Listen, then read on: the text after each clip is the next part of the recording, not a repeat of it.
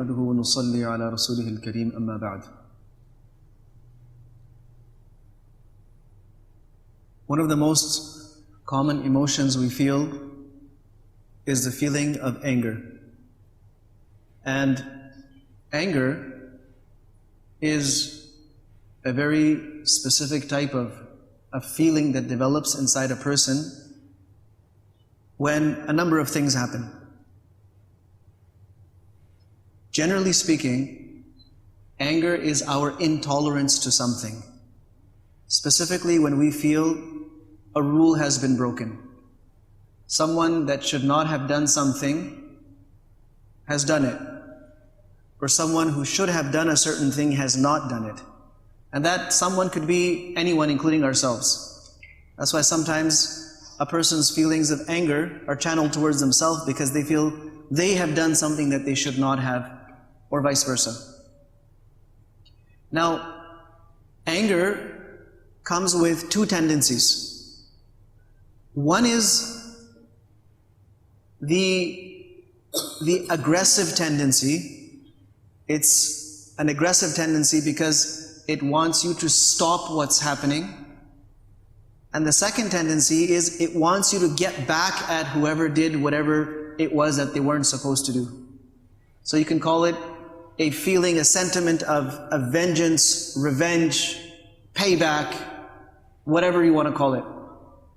So these two elements exist in anger. Anger comes with these things. So one is to stop whatever it is that's happening, and the second thing is to somehow get back at it because it has stirred a feeling inside you where you feel like you're losing control. And this is represented by blood flowing very quickly through your body, pumping through your veins. Your heart starts beating very, very quickly. And it shows. Person's face starts turning red, changes color, their eyes start bulging out. For some people, you start seeing their jugular veins beginning to pop out in their neck. It's this rush of blood that is created because a rule has been broken, and that must be stopped. And secondly, somehow you have to get rid of this feeling of uneasiness inside you. And the only way you feel you can resolve that is by taking care of business, getting back at the person. If it was something verbal, then by responding in a similar or even a stronger verbal way. And sometimes responding physically. And when we're angry, our body language is displaying it. Our posture becomes aggressive. Somebody might clench their fists. Somebody might have a very aggressive posture. The tone of our voice, the volume of our voice will reflect it. All of those things come together in this emotion, this sentiment that we call anger. Now, anger is actually inside us for a very specific reason. It's actually necessary for human beings to have some degree of anger inside them. But when this feeling of anger, or the ability to be angry, is in an extreme, it's at an excess, then it will always cause us to say things and do things that are harmful to us and to others. And if the feeling of anger, the sentiment of anger is absent inside a person, then that is also very dangerous and bad for them. Why? Because the purpose of anger, the actual purpose of anger, is to rectify a wrong that is occurring in our immediate environment.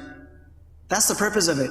If we don't have that feeling of anger, we're not able to rectify the wrong. We'll see wrong and we'll be perfectly fine with it. Someone might be doing wrong to us and we'll just subdue ourselves and allow ourselves to be trampled over.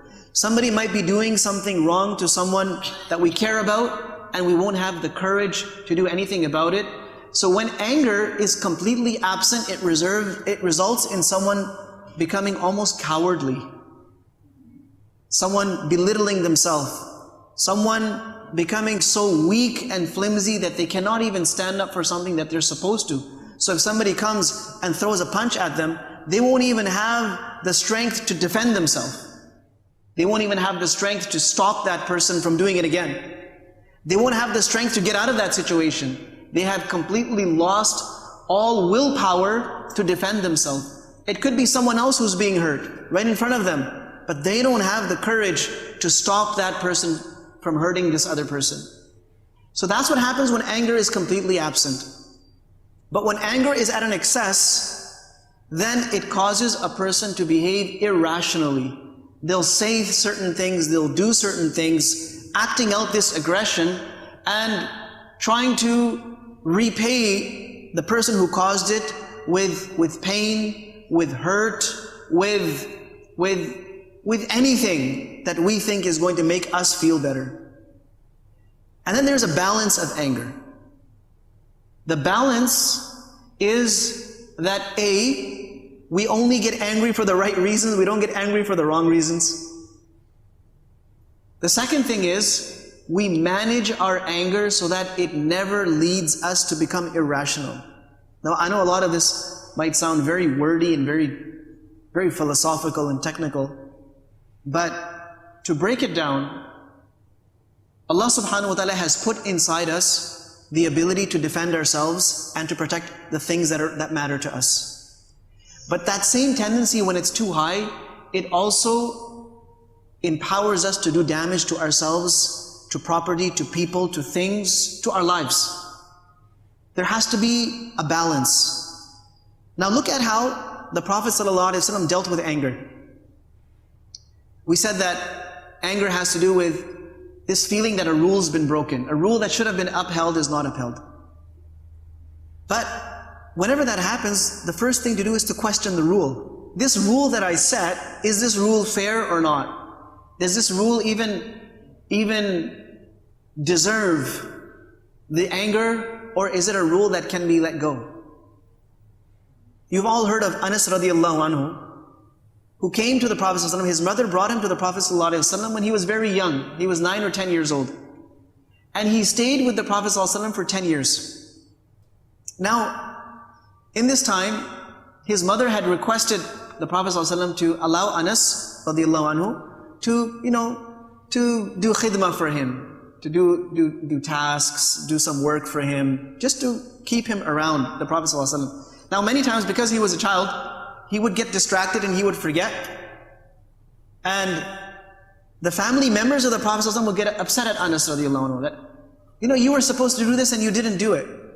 Or you weren't supposed to do this and you did it. And then they would complain to the Prophet ﷺ that, "O Prophet of Allah ﷺ, Anas was supposed to do such and such thing, but he didn't do it."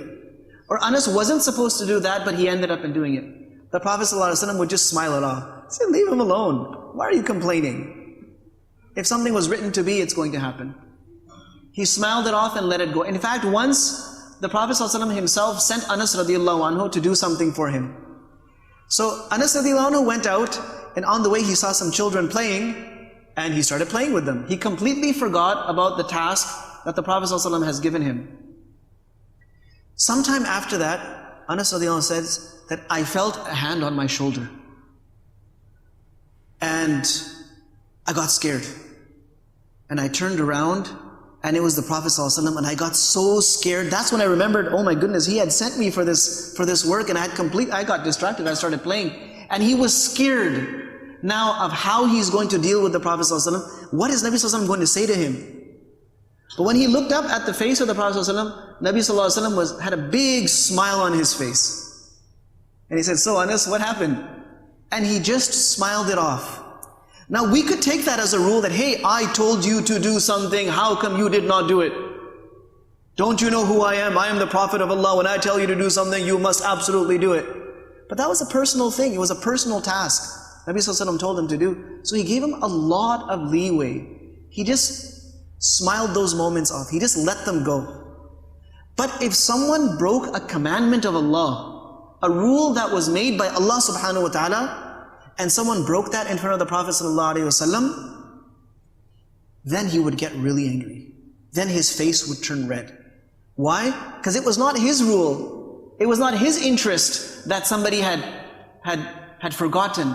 It was a law of Allah subhanahu wa ta'ala. That's why once someone backbited someone in front of the Prophet ﷺ. Nabi ﷺ got so angry. He says, what are you trying to do? Are you trying to walk out of Iman?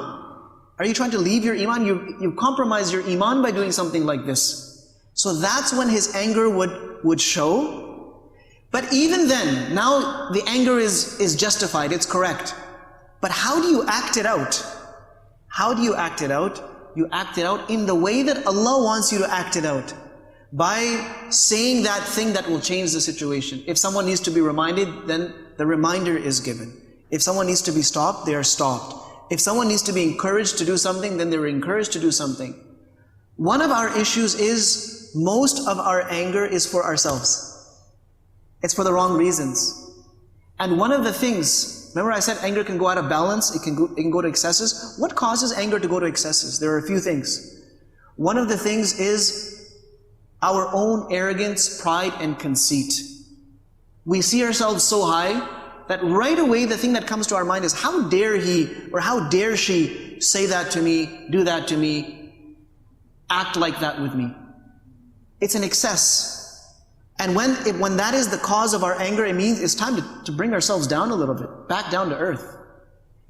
For some people, the thing that causes their anger to always go out of control, it's the fact that they're with or among people who take pride in their anger. To them, being angry and acting out your anger, it's a matter of respect, it's a matter of courage, or they'll go as far as say, it's a matter of my honor and my reputation.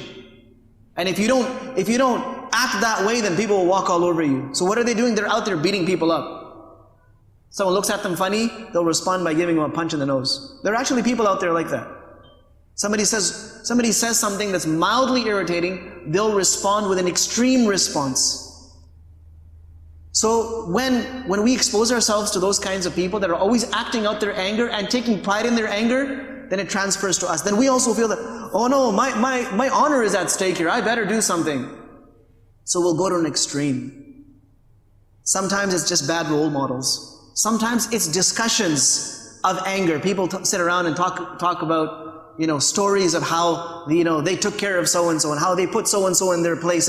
And it's really exaggerated. It's made to look like something really, really important and really nice. So then